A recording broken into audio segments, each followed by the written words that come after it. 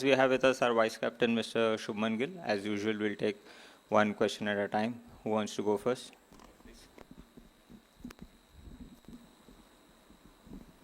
Hi शुमन, all the best for the final. शुमन, कितने excited हैं आप इस फाइनल को लेकर? और 2023 में भी आपने एक फाइनल खेला था, 2025 में भी एक आईसीसी के बड़े टूर्नामेंट का आप फाइनल खेल रहे हैं. वहाँ से यहाँ तक की जर्नी और आपके emotions for the final match.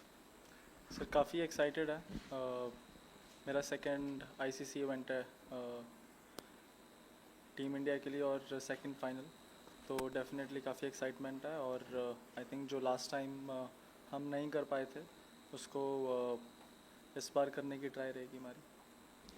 Shubman, बोला जाता है कि ये और एक मैच है, इस तरीके से हम खेलना चाहेंगे, लेकिन सबको पता है फाइनल मैच फाइनल होता है. लेकिन जो अनुभव है आपके पास, चाहे वो आईसीसी के कुछ टूर्नामेंट का हो, चाहे आईपीएल के फाइनल का, जहाँ बड़ा स्टेज होता है, बड़े एक्सपेक्टेशन रहते हैं, तो वो काबू में रखना और अपना खेल करना, ये कैसे कर सकते हैं आप लोग?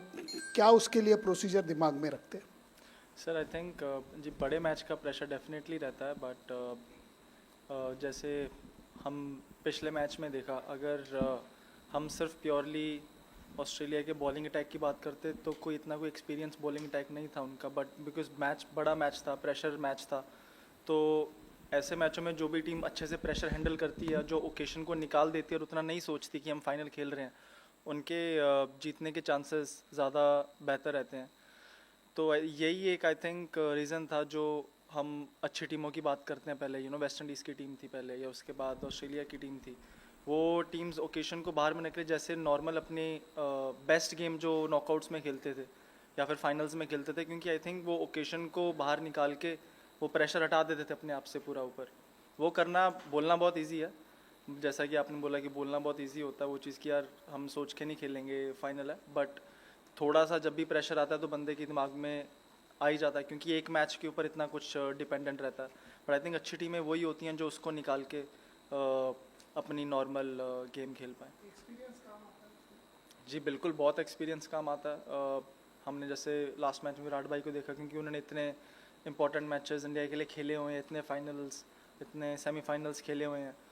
और जितने ज़्यादा आप उस सिचुएशन में रहते हैं और जितनी ज़्यादा बार आपने वो प्रेशर हैंडल किया होता है, तो आपको पता है कि मैंने ऑलरेडी ये चीज़ की हुई है, तो एक आपको उसका पैटर्न पता होता है बड़ी गेमों का, तो एक्सपीरियंस प्लेयर डेफिनेटली काम आते हैं वहाँ पे.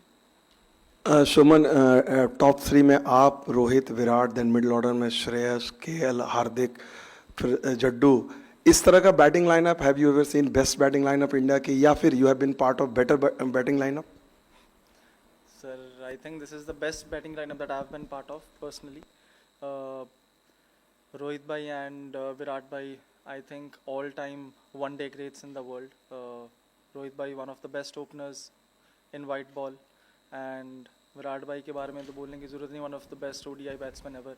तो इनके बीच में बैटिंग करने का, और नीचे हमारे पास श्रेयस कितनी अच्छी फॉर्म में है, केएल भाई, हार्दिक भाई, जड्डू भाई, तो आई थिंक जो हमारी बैटिंग में डेप्थ है वो ऊपर वाले जो बैट्समैन उनका काम थोड़ा इजी कर देती है. हम थोड़ा ऊपर से और फ्रीली खेल सकते हैं बिकॉज हमारे पास इतनी डेप्थ है. और आई थिंक ये एक चीज़ है जिसमें पहले बीच में हम थोड़ा स्ट्रगल करते थे, बैटिंग में उतनी डेप्थ नहीं होती थी, तो ऊपर वाले बैट्समैन के ऊपर थोड़ा ज़्यादा प्रेशर रहता था कि लंबा स्कोर करने का.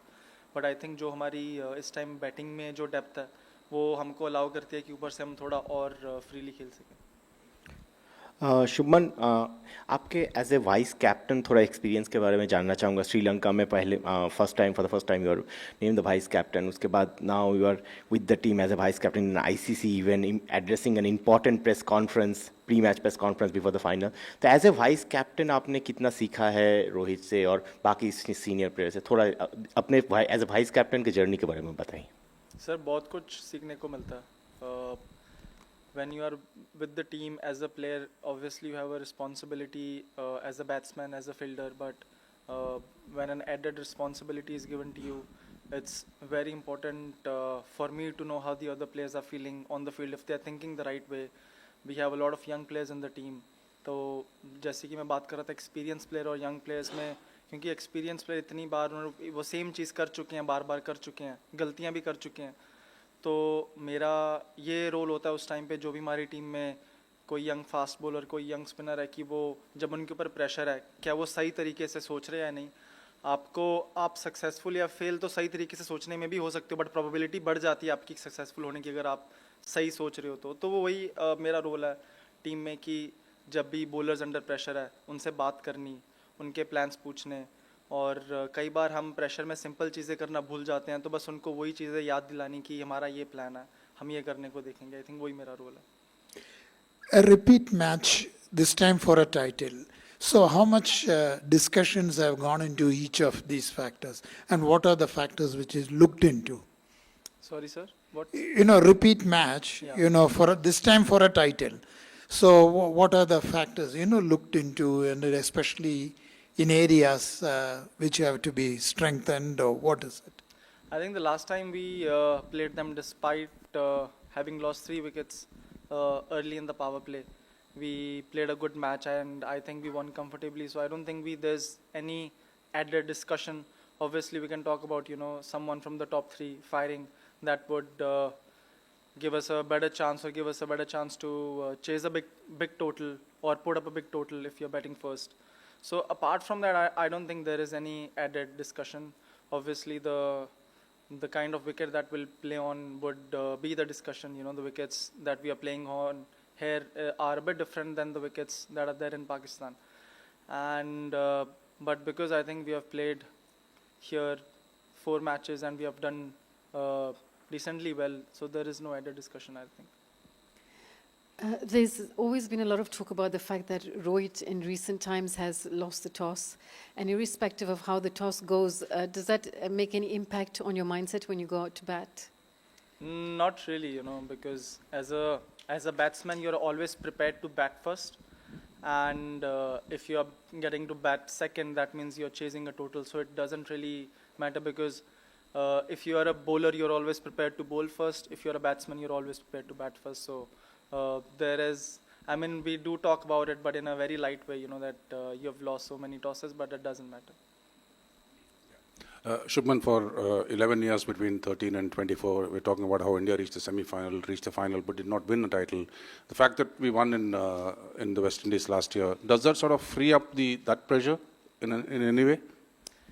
Yes, definitely. I think it's also about the, sometimes once you get one title, then I think that kind of breaks the jinx, and then it gives you the momentum, and also you are not very desperate about, getting the title. And it's not good when desperation kicks in. Then it's hard to put the occasion out of the equation. In all these big matches, like I said, the players or the teams that can put aside the pressure and the occasion out of the game has a better chance of winning it. And I think winning the title in 24 doesn't mean that we are less hungry, but I think it kind of makes us more balanced. That yes, we have won an ICC title, and we'll try to do our best to win this one.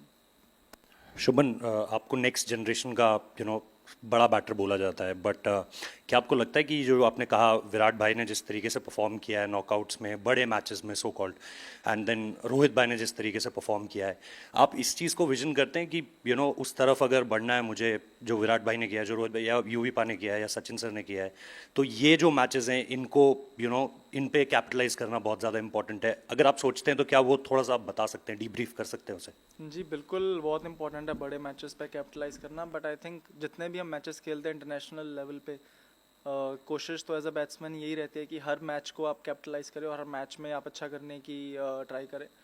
But cricket का nature ऐसा है कि हर match में आप कितना भी try कर ले, हर मैच में 100 नहीं बन सकता है, हर मैच में 50 नहीं बन सकती. बट ऑब्वियसली बड़ी ओकेजन होती है तो थोड़ा आप ट्राई करते हो कि यार मैं अपने आप को और अच्छे से प्रिपेयर करूं, या जब मैं बैटिंग करने जा रहा हूं थोड़ा अपने आप को 3, 4, 5 बॉल ज़्यादा दे दूं क्योंकि बड़ी ओकेजन है, और अपने आप को बेस्ट चांस दूं मैं परफॉर्म करने का. Shubman, you mentioned that this is the best batting order you've batted in, and you bat very deep, and almost everyone's got runs through the tournament. How much does that free you up to take more risks at the top of the order and bat more freely? I honestly don't really think about that I need to take more risks or I need to take less risk. It's about me being in my zone and taking calculative risk, and I think that is the hallmark of my game. You know, I take risks at the right point when I feel the bowler is under pressure, and most of my betting is instinctive. I don't pre-plan. I don't play any shots which are pre-planned. I see the situation and I see when is the right time to put the bowler under pressure. And obviously, when you're playing on the wicket, you kind of have an idea what kind of total you're looking to make on that wicket, and then you add 15-20 runs to give that extra cushion to the bowlers, and that's what I think of when I'm batting.